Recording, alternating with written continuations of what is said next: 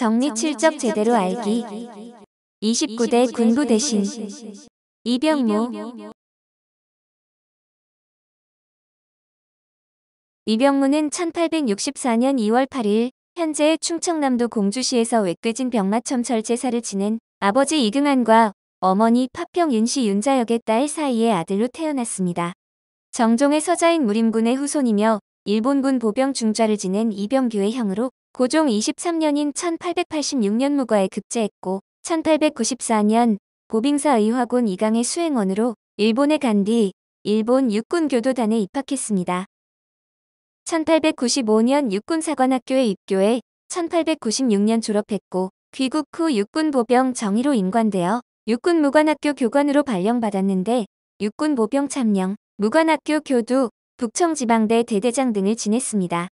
1900년 북청진위대 대대장, 제5연대 이대대 대대장이 되었다가 일본에 있던 망령자에게 국내 사정을 알려준 혐의로 해임되었지만 러일 전쟁 직후인 1904년 6월 육군보병 참령으로 복관되었습니다. 육군무관학교 교관 군제의정관 육군보병 부령으로 진급해 육군무관학교장으로 부임했고 육군유년학교장을 겸임했으며 1905년 육군보병 정령, 군부교육국장 육군참장으로 발령받았습니다. 1906년 보빙사 완순군 이재환의 수행원으로 일본에 다녀왔으며 진위 각대 검열사로 임명되어 이해 1월 대한제국 정부로부터 훈삼 등 8궤장, 3월 일본 정부로부터 훈위 등 서보장을 받았습니다.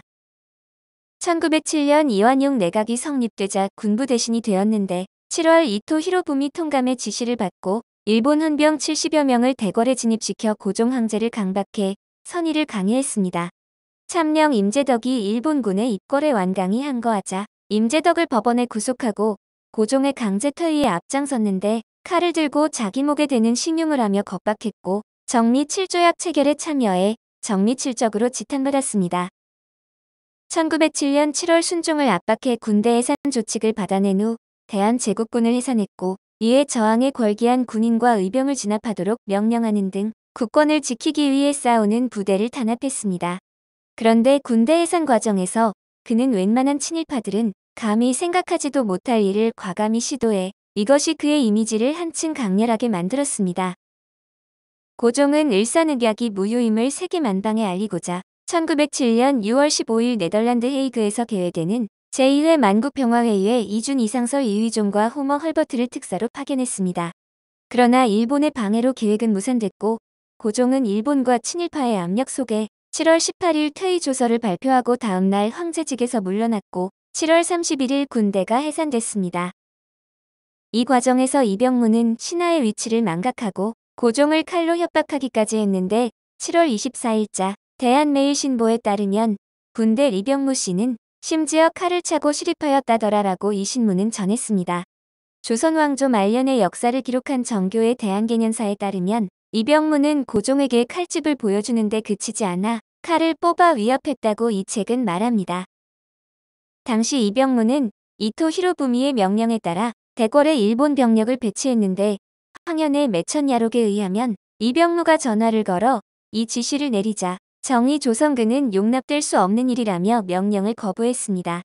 이병무가 다시 전화를 걸어 일본인이 명령한 것이니 어쩔 수 있겠는가? 라고 말하자 조선군은 그저 일본인만 알고 있으니 이런 군부를 어디에 쓰겠는가라며 주먹으로 전화기를 때려 부쉈다고 합니다. 군대 해산을 주도한 뒤 저항하는 의병운동을 진압한 그는 9월 28일 대한제국으로부터 태극장 훈장을 받고 10월 18일 일본 정부로부터 우길장 훈장을 받았으며 10월 30일에는 대한제국으로부터 태극장을 다시 받았습니다. 이를 두고 샌프란시스코 교포단체인 공립협회의 기관지인 공립신보는 나라 팔아먹은 공로로 말하면 일본 훈장은 가하되 한국 훈패난 부당하도다라고 평했습니다. 1908년 이토 히로부미가 후원하는 친일 유교단체 대동학회에 참여했고 도쿄에 있는 황태자 이은의 생일 문안차 일본에 파견되어 일본 육군 특별연습을 백원했습니다. 1909년 7월 대한제국의 군부를 폐지하고 설치한 친일부 장관에 임명되어 1910년에는 시종무관장을 겸임했는데 시종무관장이 육군부장에 해당하는 계급자가 보임되는 점을 감안하면 당시 계급도 중장급임을 알 수 있습니다. 1910년 8월 시종무관장 겸 친일부 장관으로 한일병합조약 체결에 관한 어전회의에 참석해 가결함으로써 경술국적으로 지탄을 받게 되었습니다. 1911년 1월 5만 원의 은사공채를 받았으며 1912년 8월 한국병합기념장을 받았고 1915년 일제가 식민통치의 성과를 선전하는 시정 5년 기념 조선물산공진에 경성협찬회에 기부금을 내고 특별회원으로 활동했습니다. 그 후 일본군에 편입됐고 최종 계급은 일본군 중장이었으며 1925년 10월에 종 3위 자작이 되었는데 1926년 4월에 있었던 순종의 국장 때 장의위원장을 지냈고 떵떵거리며 살다 1926년 12월 8일 사망했습니다. 또한 일본 천황 다이쇼 즉위 대리식에 조선 귀족 총대로 처와 함께 참석해 대리기념장을 받았는데 1926년 12월 6일 사망하자 양자 이용무기 자귀를 물려받았습니다. 2002년 발표된 친일파 708인 명단에 포함되었고 2008년 민족문제연구소의 친일인명사전 수록 예정자 명단의 양아들 이용묵과 함께 선정되었습니다. 벌거벗고 환도 찾곤. 이병무에 대해서는 한국 최초 시사 만화가인 관제 이도영이 1909년 9월 2일자 대한민보에 기고한 만평으로 유명한데 제목에 볼드체의 한자를 이으면 미병무가 되어 당시 유명한 친일파 군인 이병무를 조롱한 것입니다.